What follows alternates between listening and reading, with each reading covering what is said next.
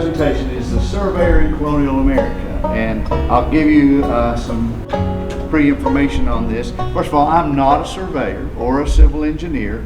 I'm just a historian that's interested in the, I guess you could say, the history in all aspects of this first heading west of the colonists in the mid to late 1700s. And so if you look at that with a broad sweep, you'll see that one person you can't overlook is a surveyor. The other person that you can't overlook is a prospector. You know, we don't think much about that, but prospectors really led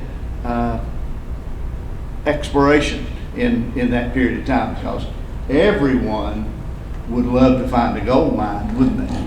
Or a silver mine would work, or even iron will work. And so there was always a constant pressing to find and locate new sources of those minerals. And so what we find out is that the surveyor generally was in that group. I'd like to read you a quote with this picture in mind. In 1749, while surveying the dividing line between Virginia and North Carolina, the leader, and one day as he packed up his materials at the end of the day, and he was at a point called Three Corners where Tennessee, Virginia, and North Carolina joined. And this leader was Peter Jefferson, and he made this comment. He said, we're stopping the survey at this point because this is as far as any civilized man will go into the forest or into the countryside. Now, and you might say, well, that sure seems like an odd comment when we know the country was going to be explored and so forth. But you have to remember who Peter Jefferson was and what he was in that time. He considered himself an Englishman in a colony, and he was here to do what he could, and of course seek his own fame and fortune.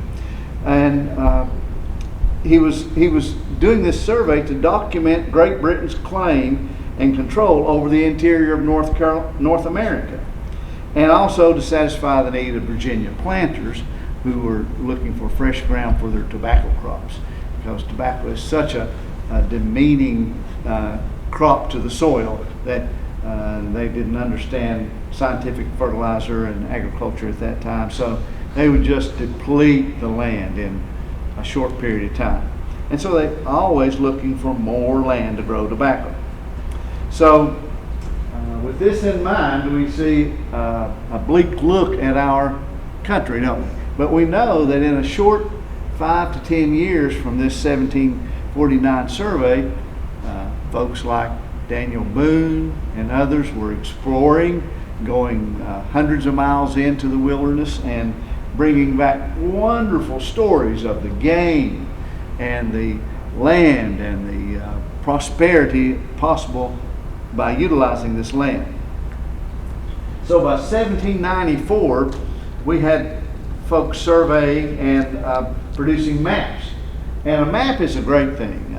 Let's face it, if we feel like we have some guidance as we go into a new territory or a new place, then we have what we think is safety, because we know if we follow this map to go out, we can come back by that map, can't we?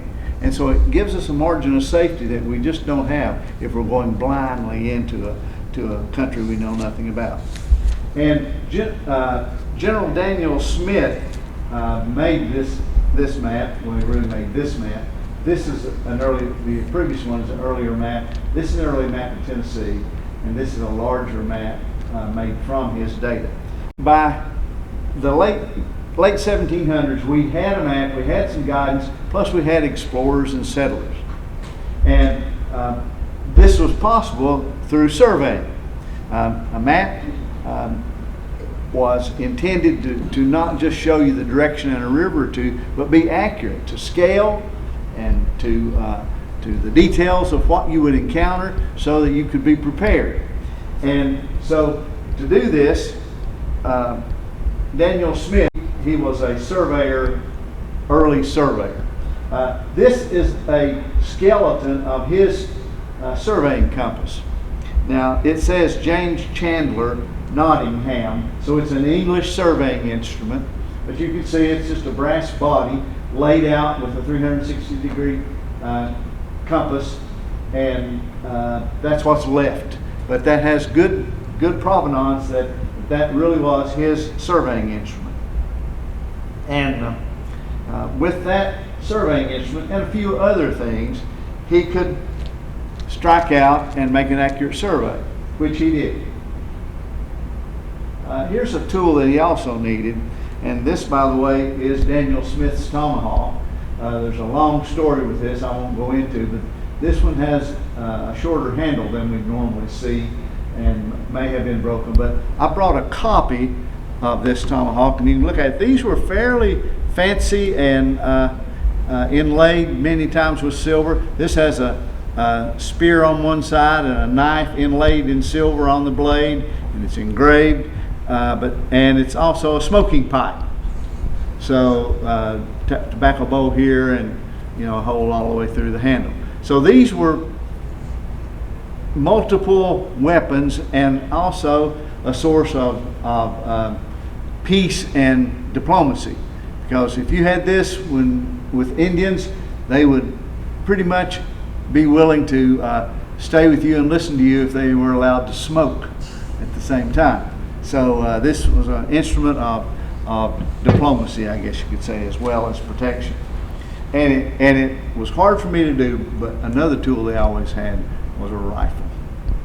And that was for the protection and to gather game. And you have to know me to know how difficult it was for me not to bring one, but I didn't. But these other instruments that I have on the table here, the surveyor's compass, the pins, a chain, a gunter's chain, and I brought a couple of other instruments that were utilized at the same time this instrument was being used. And I brought these to say these were what Thomas Jefferson wanted Lewis and Clark to take. But the powers to be said, you really ought to take a surveyor's compass. So he took a surveyor's compass. And I brought some smaller compasses as well. And this is a replica of a smaller compass that you could use for, I guess you could say, at least getting some bearings of where you were. And this size compass and this compass are both made by Thomas Whitney, who worked in Philadelphia. So they're both American makers, and this is an actual Thomas Whitney made instrument, not the one that Lewis and Clark took with them, but I suppose very similar. And here's a painting, a relatively new painting, and it depicts young George Washington surveying in the area of Virginia. He was well known and depicted. Most of the art that we have of surveying in this country depicts George Washington doing something of surveying nature.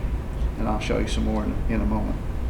But if we look at a close-up of these basic tools, we would see that there were all kinds of axes, tools for chopping, because a clear path to sight through had to be made if you were going to do an accurate survey. So what if a 300-year-old oak tree is in the path? Well, you have to cut that tree down if you're going to see to the next point. And so these survey crews were usually at least 3 people, and one of them had the chore of chopping down those trees. So here's the typical tools that they would need.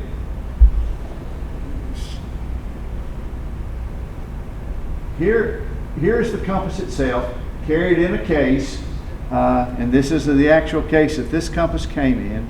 And this compass is the 1814 compass. It says so here in the paper insert here that really tells you how to correct for magnetic north. And so here was, and he tells you that if you find a problem with this, well, you can contact him. Of course, You know, never answered the phone. you're in the wilderness. You're in the wilderness. He's in Philadelphia, but you go figure. But you could correct for magnetic north using this information. And a Gunter's chain, and this chain is really one of the real secrets to surveying. Pins to mark your way. And anyone have any idea what this is? To count this? Pardon me? Keep up a count? That's right. It's a necklace that the chain bearer could wear, and he could keep up with how many chains he had counted. And in that lies the secret to accurate surveying without tape measures and all like we would utilize today in say a survey where a home is going to be built or something. Because this little chain with its particulars, such as markers tied to part of the chain, and these being laid out accurately, you can measure down to about 7 inches of accuracy with this chain. And that'd be good enough for most surveys, wouldn't it? Is that 7 inches in 100 feet, or is that? 7 inches in the length of the chain, within the length of the Is chain. there a standard length to the chain? Oh yeah, everything is standardized here. The Gunter's chain was a secret of accurate measurements. It was to be pulled tight and level, and you knew exactly what that distance was. And There's 100 links in the chain. yes, 100 links in the chain. Each length it's about 7 inches. 100 links in the chain is 60 inches. And so really all you needed to use this was a little cheat sheet like this. And once you understood these relationships, you could go from inches to feet, to yards, to rods, to poles, to furlongs, to acres, very easily by counting the number of chains that you. Yes. How about 22 yards to a chain? Pardon me now? 22 yards per chain. Okay. Each chain 66 feet long. 100 links divided into 4 sections. Each section is 16.5 feet. And this 16.5 feet either was called a rod or a pole. It had another name, but it's a third lesser name. And 10 Gunter chains was 1 furlong. 80 Gunter chains is 1 mile. 10 square Gunter chains is 1 acre. And 1 square mile is 640 square acres. So with these relationships, if you could accurately use the chain, then you were as accurate as you needed to be. And this was all put together by English mathematician and clergyman Edmund Gunter in 1620, and he realized it's just a comedy of errors to see the average person try to measure property, and so they needed to standardize everything, and the way that was done was with this Gunter's chain, pins, and an accurate measure of a 360-degree circle. Here's some paintings or artwork depicting surveying. Here's something that the surveyor had to do really before he started the survey. He had to find the point of beginning, and he had to establish this either by longitude and latitude or an existing survey that he could go from, or some landmark that he knew would remain there so it could be a standard for other future surveys to move off of. And once this was established, then he could begin surveying. But he had to do this. And surveying was a lonely thing for a surveyor because all the decisions were his. And his reputation rested on it. And it was dangerous. There's always a chance of accidents, hostile Indians, wild animals, you name it. That's always a risk. And then it's just a difficult job, strenuous job, because you're outside in the elements and you're all the time interacting with 1, 2, or 3 other people that you must depend on. And this is a New England variety of a compass, and I brought this to say that the early compasses made in this country had paper faces on them. Now you can imagine a printer having to try to print this accurately, and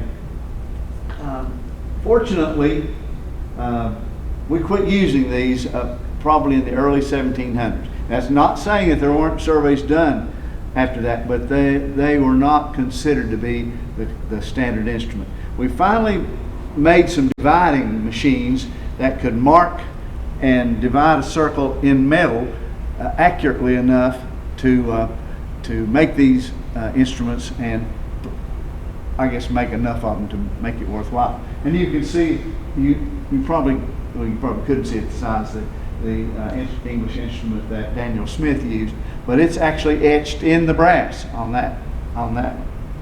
And this machine that did this was a huge dividing wheel accurately laid out, and so the dividing wheel's probably 30 inches in diameter, and now it's scaling back that to an 8, 6, 8, or 10 inch wheel. And we know what happens when you reduce like that, you really increase the accuracy of it.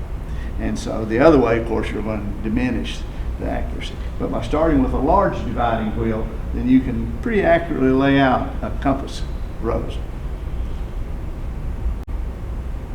And these are the parts of the rose. You can see the veins, and of course it just had a nice accurate compass in the center, and a base, of course, that would fit to a tripod. And that's something I've been trying to find. Early tripods are really difficult to find, and I know of one. I see it on the web sometimes, and it belongs to a fellow in California, and he is not ready to part with it by any standard. And the other is a stratorod. An antique stratorod is really a stand-up rod that you can sight to. Those two things are very ephemeral and get used for other things, so there they go. I saw an early compass in a movie in an apartment in New York City. Now, and I'm sure that's what it was, because it had a wooden ball about half the size of your head with notches cut in it for the 3 legs to go in, and there it was, a lamp now. Yeah. So but at least it's preserved, I guess, or mostly preserved. Okay, so we see the instruments. Now here's some pictures of depicting early surveying. You can see the rod and chain man here standing, and the surveyor sitting using dividers on a mat. And I will point out that they are armed.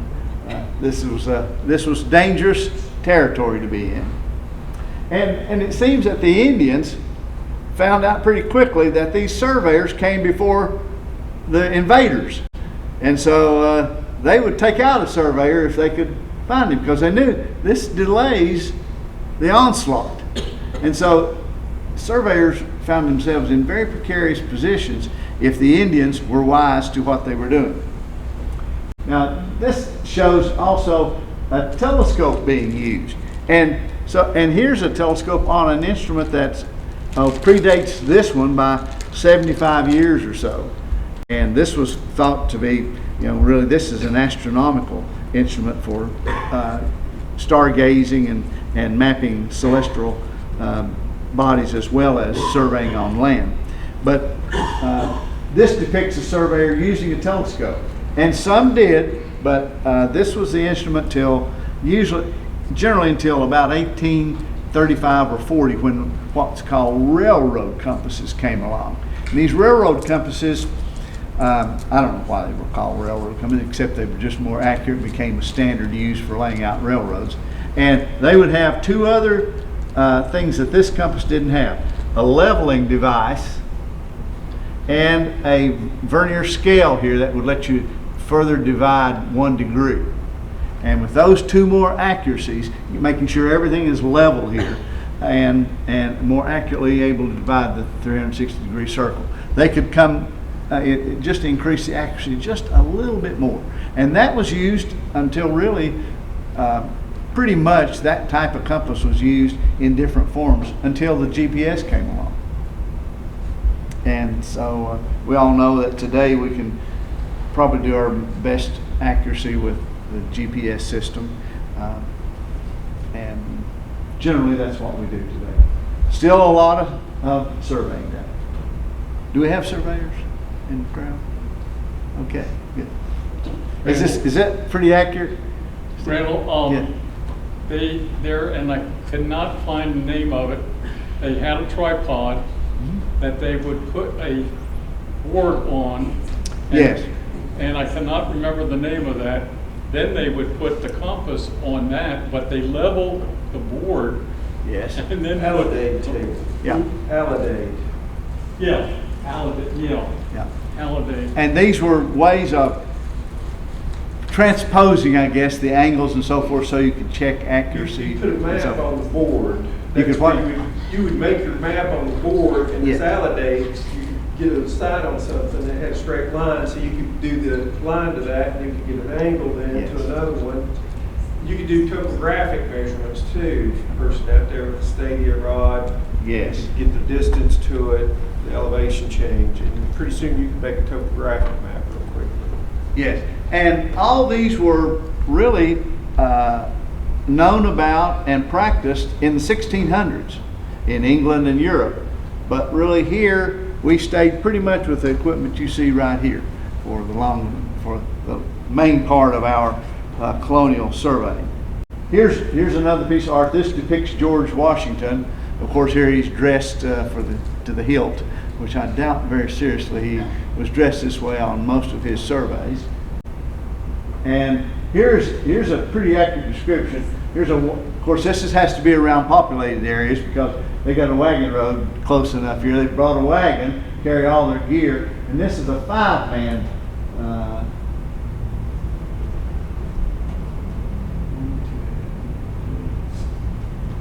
five-man crew, and so could be a sixth man there.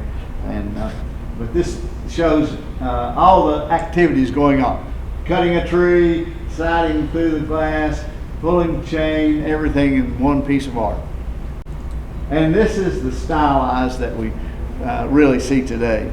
This shows a frontier man in buckskins as the surveyor, and Indians helping in the background. And there were Indians part of many surveying crews, because the group of Indians with you, according to how they were dressed and the demeanor that they had, would communicate to other Indians that this guy's okay or he's not okay. And so, but many times the Indian that was in association with the surveyor would go down with the surveyor. And so we know that would be a little bit of insurance there for safety. And so, and the Indians tended to know the way, and the white man or colonial surveyor did not know his way. Okay, the importance of early land surveys. Well, it was your legal record of ownership. And without that, you were dead in the water. Somebody else's word was as good as yours. And so if you remember a few years ago, Cheryl Henderson gave a talk on really the importance of deeds and some way of owning property, and what a fear it was to the colonist or the settler that he would some way lose his land. And the way he could lose his land was for another surveyor to come in, or another person to show up with a deed or a plot that predated his. So this is a land grant maybe, or to find out that his was a fraud, or to actually have someone physically take his land based on a larger deed. And so, and she said the other thing was the person that respected the deed or made it legal, the state, was changing. Look how many times Tennessee changed governments in the first 50 years of settlement. You know, it was first just North Carolina colony or something from folks extending from North Carolina. Then it was the state of Franklin. Now it's the state of Tennessee. And all these meant new people in charge and new responsibilities for recognizing your claim. And I don't guess we can really put ourselves in the position of a settler, especially, let's say, an Irishman that had lived essentially as a slave in Ireland, getting to come to this country and actually getting to own his own plot of land. I don't think we have any real feeling for that today, but it was certainly something that was precious to that person, and the fear of losing it was almost unbearable. The importance of it, in other words, it also identifies the legal boundaries of your property, and it's used to sell or subdivide your property. And then finally, it's used for taxation, road construction, and the like. Of course, this last one is the one the government's very interested in, but you take it as you get it, right? So with four purposes, the top three are very important to the individual, but the fourth one, of course, is important to the government. Now, methods used by these early surveyors. Well, surveyors were trained and licensed, and you might say, well, what was the training of an early surveyor? Well, most of the surveyors actually went to a college like William and Mary or some other recognized school and learned the art of surveying. And as Washington did, as Jefferson did, and so many other surveyors. The other way you could get there was to serve an apprenticeship. I guess you could call it that. And you went from the man that cleared the tree to the man that carried the chain, and finally you got to operate the compass. And by this time, you're probably familiar with what it takes to make an accurate survey. And so this was a second way of preparing these people. And then you had to also learn the methods. There's two methods of surveying in this country. In the eastern part of the country, we use what's called meets and bounds. And it's not the cleanest way to do it, but meets and bounds just simply sets up from some point of beginning and walks you through in this case, I guess in a counterclockwise manner. And I think this might be a little I think we operate in a counterclockwise description of the property, English in a clockwise, and it's like we race horses the same way. We do it opposite to what England does. And on the wrong side of the road as well.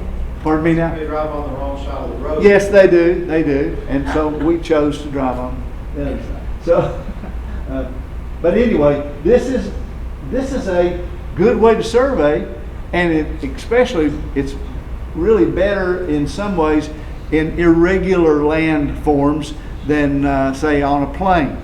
The western part of this country is surveyed like this, in squares. And this method, of course, uses the same information that we use, same instruments, but it's laid out longitude and latitude lines in squares. And the way we get to that is, let me see, in a town or a township, first of all, you're going to own some square portion of that piece of property, that inside that square. If you're certainly west of the Mississippi River, and even some of West Tennessee, I understand, is surveyed using this method. They call them sections around this area. Yes.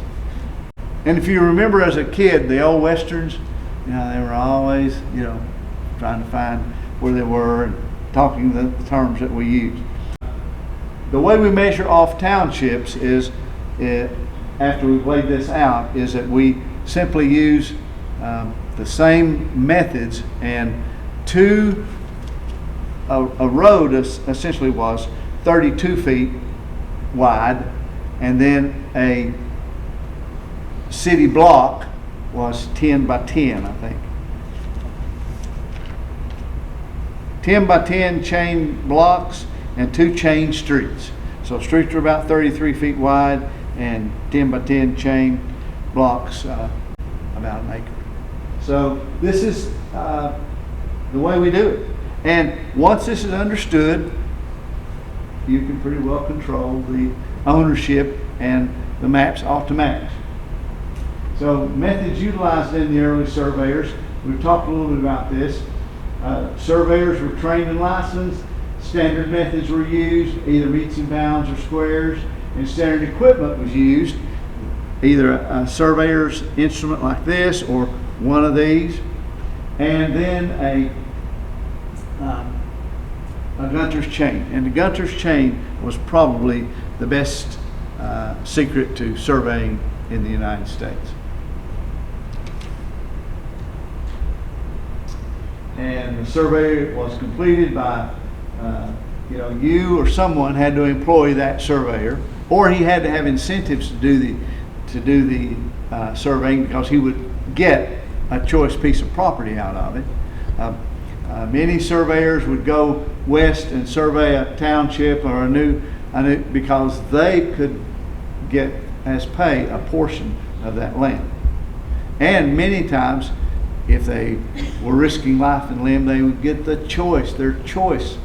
So they could own the best farm in the square, or the best town lot. And so this was lucrative, and it worked. It was motivation for the surveyor. And then finally, the owner or agent would register this survey along with the written description, and that became the deed to the property. And so with this, it kept down many disputes, and it also made for good discussion for lawyers and attorneys to defend. And so it was the Old West, I guess you could say. And so how was land acquired? Well, you either got it through a land grant, which that accounted for much of our land in the eastern Tennessee area. That was given to soldiers, either Revolutionary War, French and Indian War, or the War of 1812. And that accounts for most of our land. And I'll share this with you. I hope to have a presentation next year, along with a friend I've gotten to know a little better lately, that will show the original land grants that were granted in eastern Tennessee through North Carolina. So you can put your land, your property, into the original land grant that was granted. That'd be a pretty neat thing, I think. I mean, even if it's not, even if it's not something you're interested in, someone would be. And this fella has paid to have that transposed onto a modern map, and as soon as he gets done with the article he wants to write about it, he said he's willing to present it to others. So this will be a neat thing. If you're a historian, you like to know how in the world your property ever got in the position it is, and the situation it is. And so a good place to start is with the original land grant. So again, you could purchase the land, or you could either inherit the land. The best way is inheriting it, isn't it? So, but these were the way. And how did you prove ownership? Well, you registered a deed with the local government or recognized authorities. And to acquire the deed, you had to have a survey and a description. So how did you get that? Through an attorney, and a surveyor is included there. And the requirements to acquire a deed was a legal description of the property, proof of claim, and proof of who you are. If you could prove those three things, in the early days you were a landowner and a blessed individual. Randall. Yes. I have a question. Okay. How did they prove who they are? Well, They didn't have ID cards, did they? yes, they either had witnesses, someone that would vouch for them, that knew them back when, that was maybe already in that community, or had some sort of an office or a recognized, maybe a minister that knew them, an attorney that knew them, other landowners that knew them, and because there weren't ID cards, right? I mean, Social Security card didn't work back then. And so, but they had to have some way to prove who they were. And they wanted to be able to do that because that said, hey, when I show up, I have to be respected here in this argument. And so that was a very important task, and it's a good question.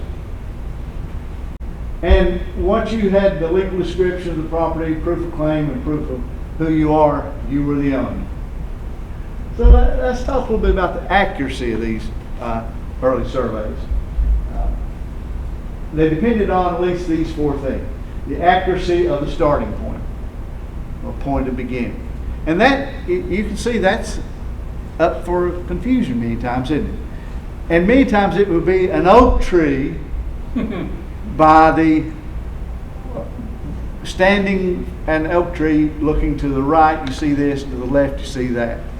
Now, but two string joinings, that would make a point at the beginning. But those can change, can't they? How many have been up to look at the not the Watauga, but the Nolichucky and French Broad rivers in the last year or so since the floods?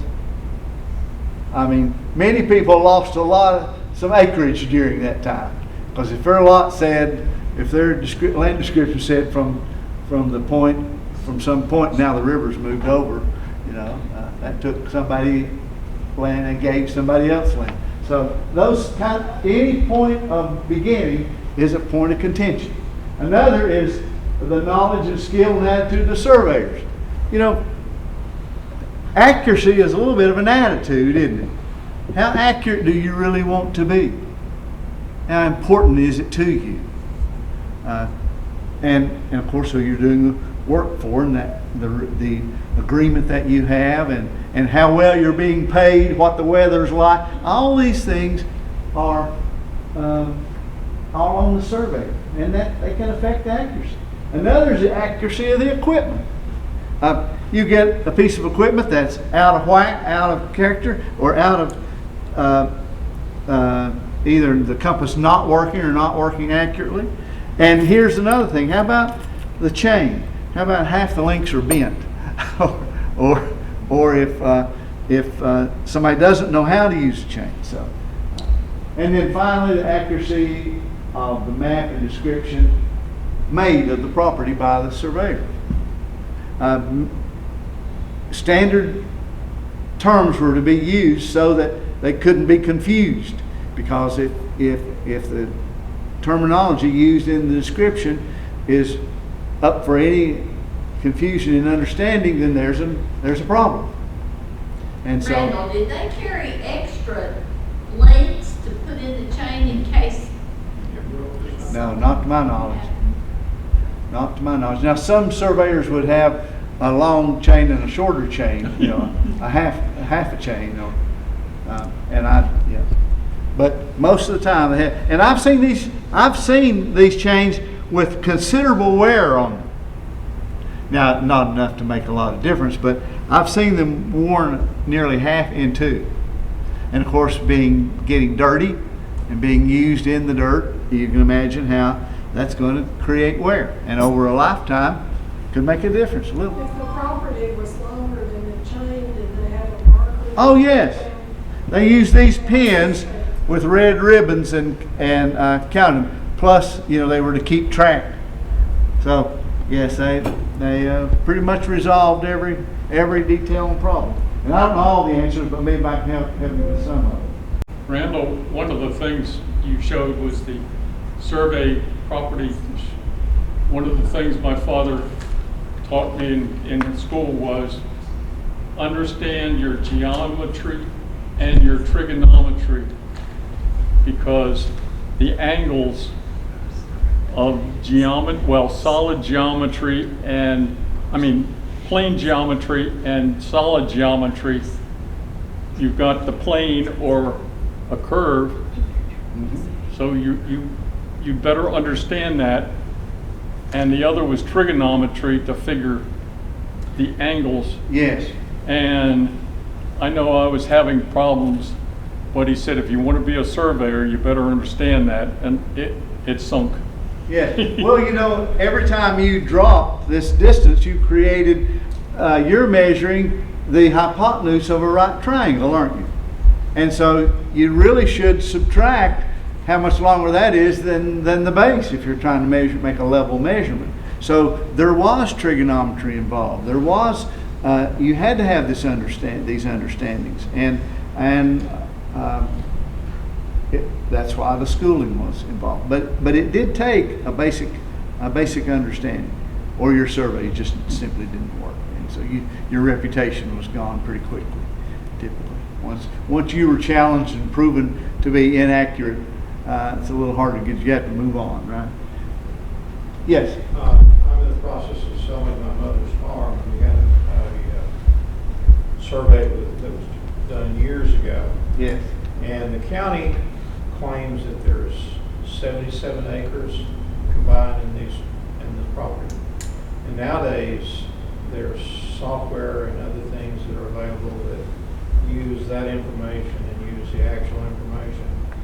And as in East Tennessee, where it's gently rolling property, the county thinks it's 77 acres, and the actual survey, or the new survey, indicates that there's only like 80% or 85, no, not 90%. So instead of 77 acres, it's about 70 acres. Yeah. And that has to do with the hypotenuse of the right triangle. Yeah. Any comments, questions? Yes. Can you talk about how they would survey, particularly in this area, from mountaintop to mountaintop, and exactly the line on the mountaintop that they use to survey? We have got a big problem. Yes. We had a outlander newcomer come into our little holler, Part of the world here, yeah. part of the world, built a great, wonderful, big, beautiful house on the mountaintop. Uh-huh. About half of it's on his property. Yeah. Not only that, he decided to build a road on the mountaintop. Not his property. He has now built a cabin on my property. You have, congratulations. You have. Well, you own the cabin. If you have proof of ownership, the cabin is yours. Yeah. These are not new problems, but they are real problems. It's got about 6 people that are involved in this, whose property that he has infringed upon. Yeah. And this was true with cattle ranches out west. And, you know, but it shows us the importance of this kind of activity and how important it is to individuals, and then how easily it's questioned and has to be decided by a court of law. Yes. It's my understanding that Fort Watauga was one of those situations where they thought they were in Virginia, and they resurveyed and they found out they weren't in Virginia or North Carolina. Yes. And they started their own government. Yeah. Yeah. And my feeling is that William Bean, for example, when he settled on Watauga River, he felt sure he was in Virginia, or he wouldn't have put forth all that effort to settle there. But of course he didn't. And but you know, to show you how important these surveys were to everyone, not only the farmer, the settler that wanted to make that his life and his family's life. If you were the kind of person like that was looking for a fortune out of the land, then you needed an accurate survey left with competent people when you moved another 500 miles west to do the same thing again. Find a new place to settle it, improve it, sell it, move on. And the Walkers from up here in northeastern Virginia did that all the way to the Napa Valley in 3 generations. So these people are doing it, and they always had money, and one reason they had money was they owned land in those places, and that was all recorded, and they had could prove ownership. So that's how they could buy 100 horses, Mexican horses in California, and bring them back to Missouri or the Mississippi River and sell them for hundreds of dollars, and that's how they could be trusted to do that. Yes, ma'am. I think we need to point out that our local hero, John Sevier, was a land speculator. Yes. He made a lot of money buying and selling land.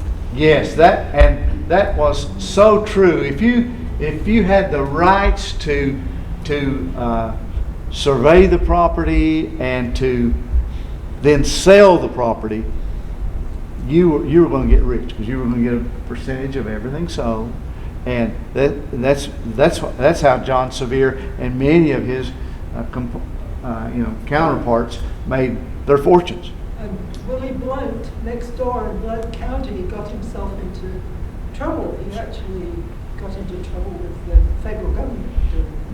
Yes, They yes. say fraud goes a long way back. Oh yes, yes.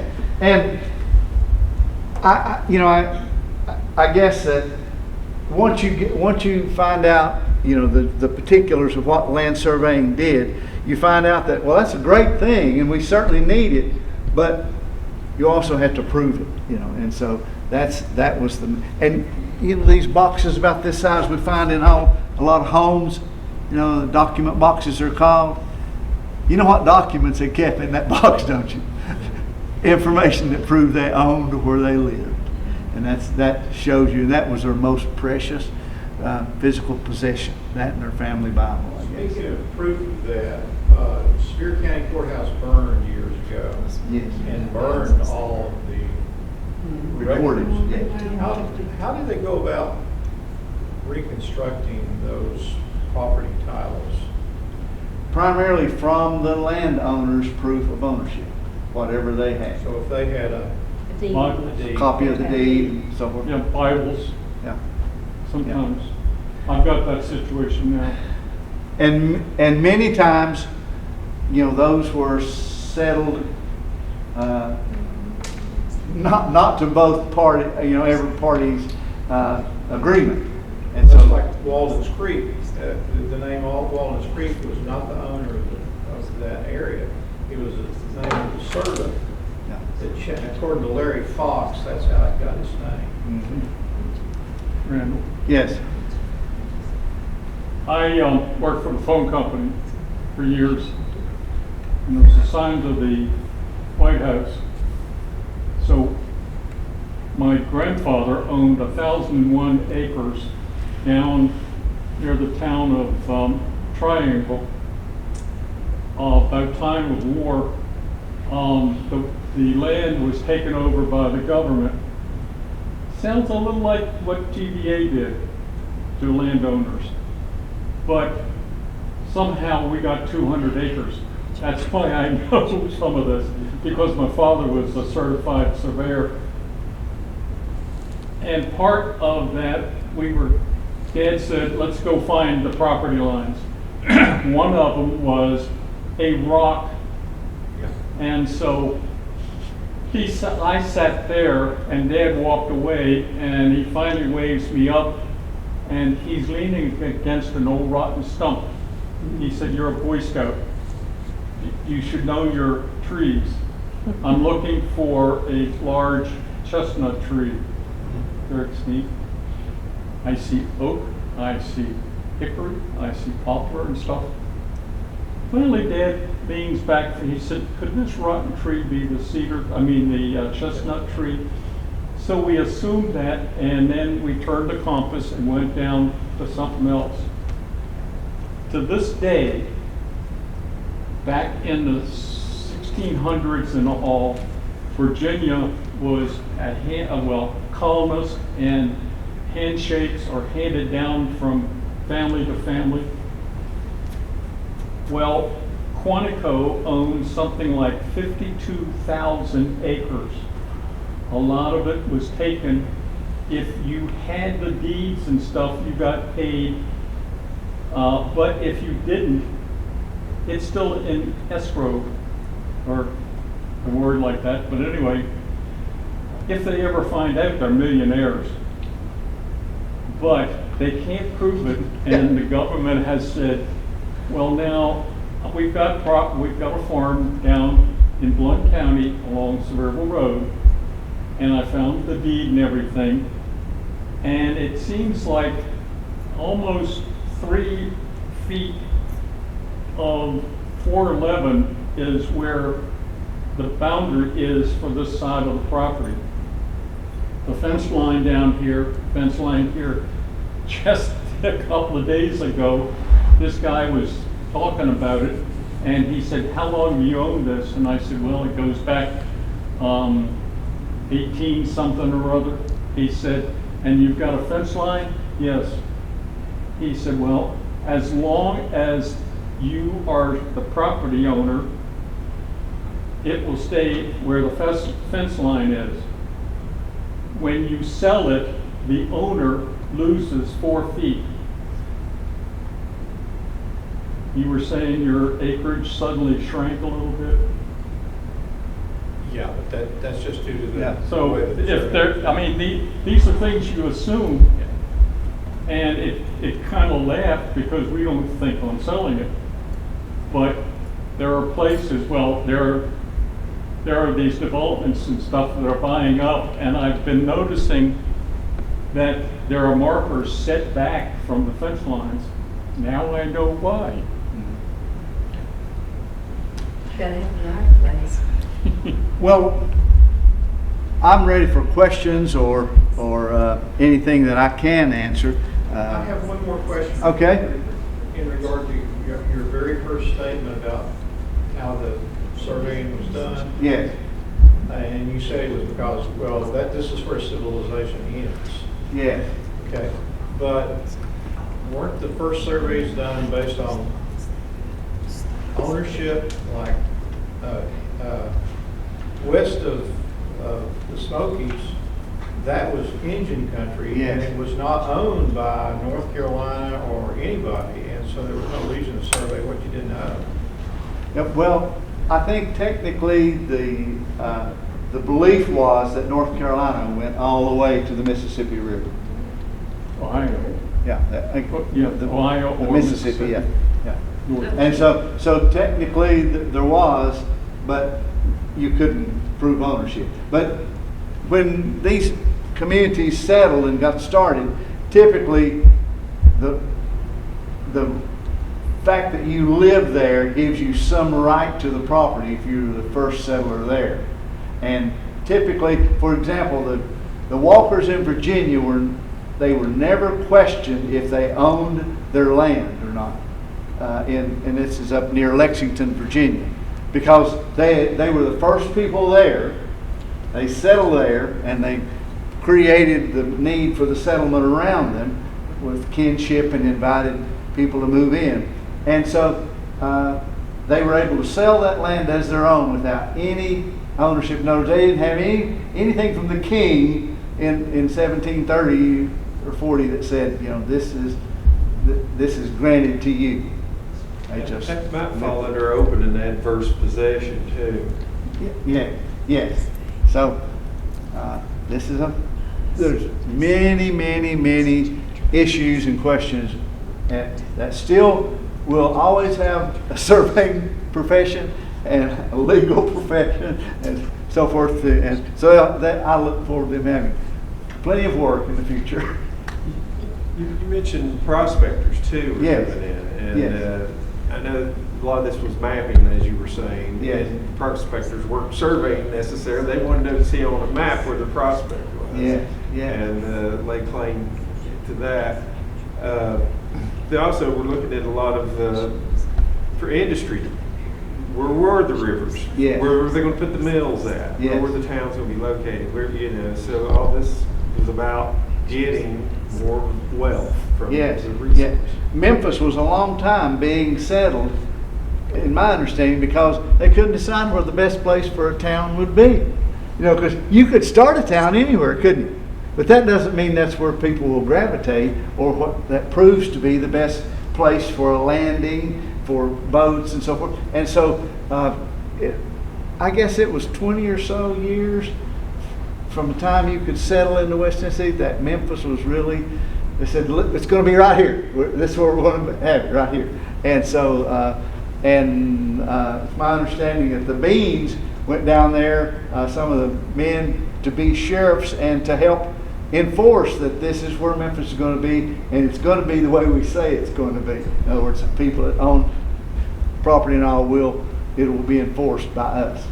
A lot of that was because of the Chickasaw Indians. Yes, the Indians definitely had a big saying about that. And typically, where we found the best places for cities was, of course, crossroads. And who made the crossroads? Buffalo. And so. And but river towns. What now? River towns. Yes, river towns were always at the best places where water would be there all the time, regardless of the height of the water and so forth. And this is many times determined by the weather. And again, animals will find those places.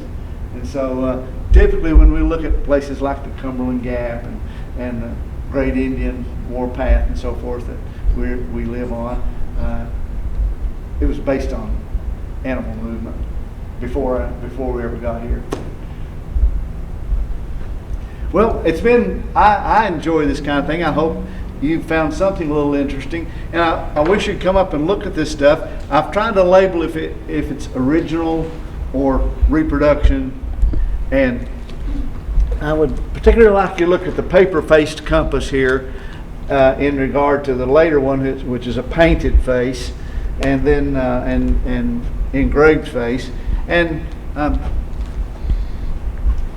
we think of this as a nautical instrument, the sextant, but the truth is it could be used for land survey and finding out where you are about as easily as any of these other instruments can. So it's for you to look at, and we'll for any other questions I'll try to answer them. If not, I'm finished. Thank you.